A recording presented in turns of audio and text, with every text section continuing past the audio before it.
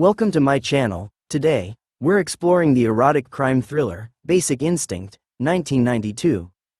This gripping film tells the story of Detective Nick Curran, who is called in to investigate a brutal murder. As he delves deeper into the case, he finds himself drawn into a seductive and dangerous relationship with the prime suspect, Catherine Trammell. The movie takes us through the twists and turns of the investigation. Let's dive into this classic thriller and unravel its mysteries together.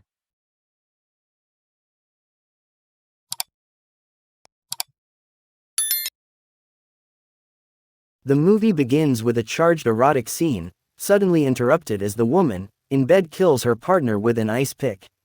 In the next scene, homicide detective Nick Curran and his partner, Gus Moran, arrive at a grisly murder scene. Retired rock star Johnny Boz has been brutally stabbed to death with an ice pick during sex with a mysterious blonde. As Nick investigates, he learns that Boz's girlfriend, crime novelist Catherine Trammell, is the prime suspect. Intriguingly, her latest novel mirrors the crime, almost exacta. Nick and Gus head to Catherine's beach resort to question her. They find her to be cool, composed, and unflinchingly tough. As Nick delves deeper into her past, he uncovers a disturbing pattern. Catherine has a history of associating with killers. This includes Roxy Hardy, Catherine's lover, who murdered her two younger brothers at 16, and Hazel Dobkins, who killed her husband and children. Then Nick goes to see a psychologist, after accidentally shooting two tourists, while high on cocaine during an undercover assignment. He attends counseling sessions with Dr. Beth Garner, a police psychologist, and they have an on and off affair. Meanwhile, the police are discussing the case, and although Nick suspects Catherine, the others do not. They decide to question her, so Nick and his partner go to her house.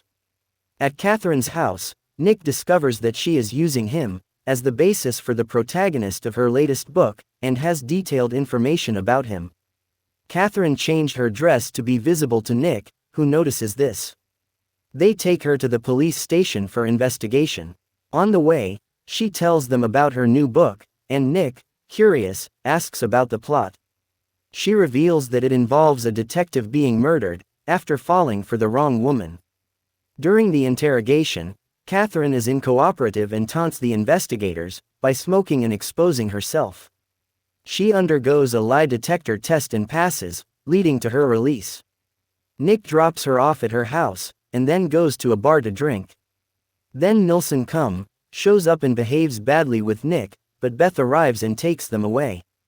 Nick and Beth go to her house, and have a romantic moment, but Nick is in an aggressive mood.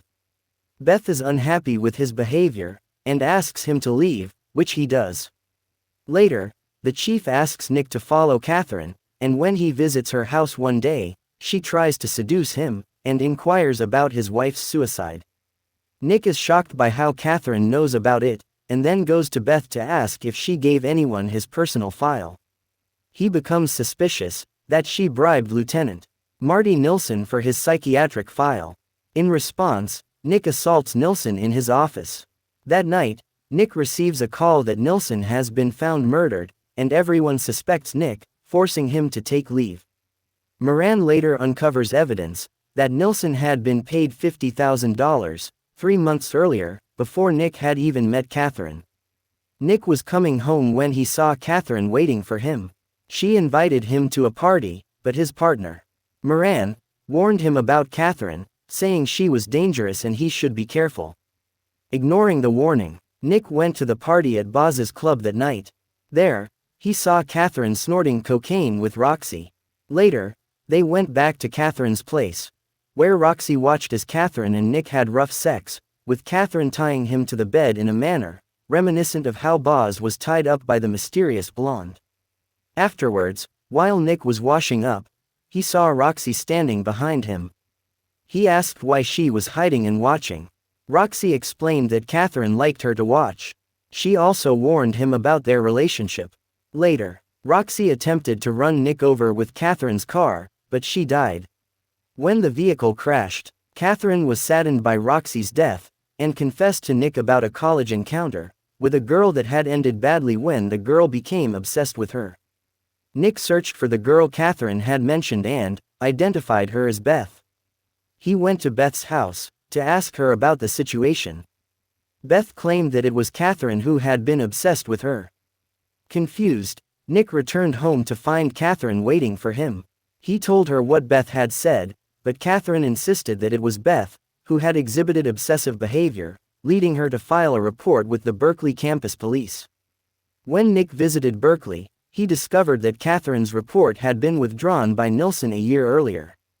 He also learned that a college professor who had taught both Catherine and Beth had been killed with an ice pick in an unsolved homicide, which had inspired one of Catherine's early novels. Investigating further, Nick found out that Beth's former husband had been mysteriously murdered 5 years earlier. Additionally, he discovered that Beth had a girlfriend, raising his suspicions about Beth. Nilsson had already investigated the situation when Nick began doubting Beth. He had uncovered information suggesting Beth had a girlfriend, though the details remained unconfirmed. Rumors swirled at the time, hinting at the involvement of Beth's unnamed lover. As Nick arrived at Catherine's doorstep, the hum of the printer revealed the final pages of her book, where a fictional detective discovered his partner's lifeless form in an elevator.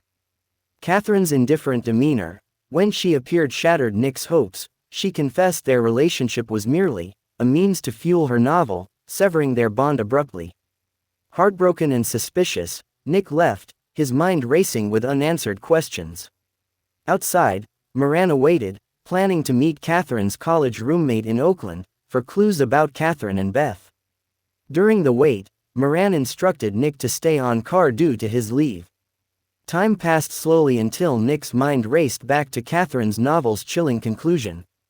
Instinctively, he rushed toward the building, only to find Moran's lifeless body in the elevator, brutally stabbed with an ice pick, mirroring the book's ominous prediction.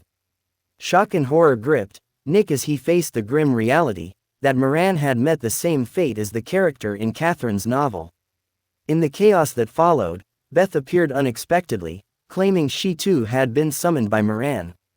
Nick's suspicions ignited, and as they conversed, tension mounted. When Beth made a sudden move for her pocket, Nick, believing she reached for a weapon, reacted with deadly force. It was a tragic mistake, Beth's intentions innocent, her hand reaching for nothing more than her keychain. The search for Moran's killer plunged Nick deeper into a labyrinth of deceit and betrayal, where fiction, reality, and trust proved as elusive as the truth itself. As they searched the building, they stumbled upon a discarded wig and a bloodied ice pick, the weapons used in Moran's murder.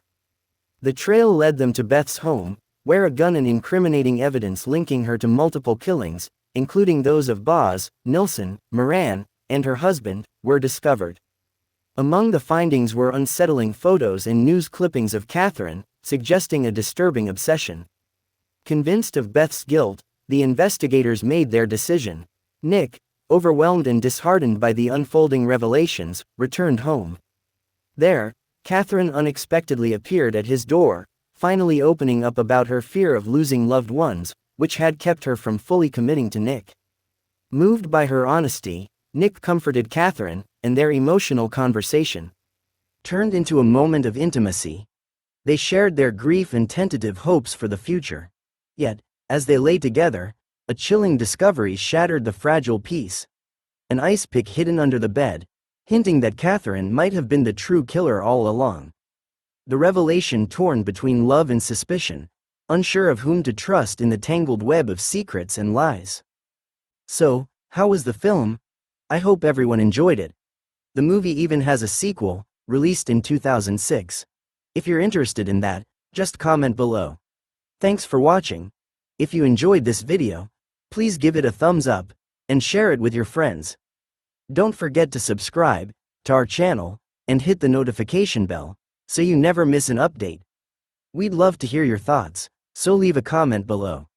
See you in the next video. Your feedback inspires us to improve and bring about positive change.